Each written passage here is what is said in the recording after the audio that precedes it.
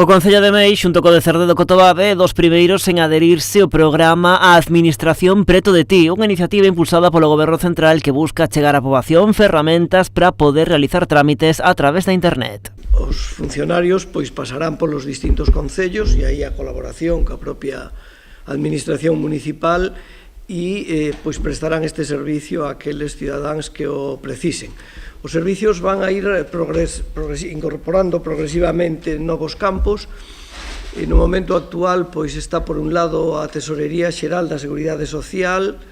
está por outro lado o Instituto Nacional da Seguridade Social, todo o que ten que ver co ingreso mínimo vital, o que ten que ver con cuestións ou dúbidas sobre pensións, está a Administración Xeral, todo o que ten que ver con certificado electrónico, DNI electrónico, etc. Esta mañá a alcaldesa asinaba co subdelegado do Goberno en Pontevedra o convenio que permitirá traer a Meis estas accións formativas. O que sempre fai o Concello de Meis, o que tratamos de facer é de adherirnos a aquilo que beneficia aos nosos veciños e veciñas, e en este caso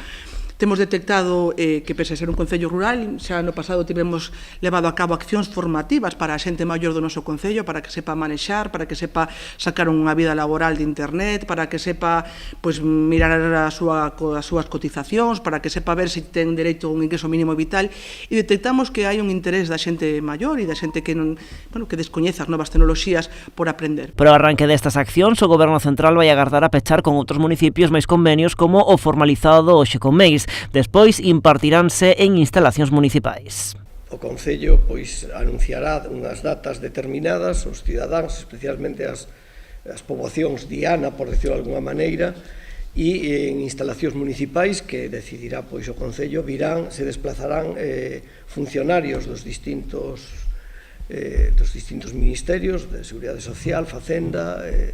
o propio Ministerio de Política Territorial. Ao mesmo tempo, o subdelegado deu conta da extensión do 5G en Meis a 80 vivendas máis a través do Plan Único de Banda Ancha.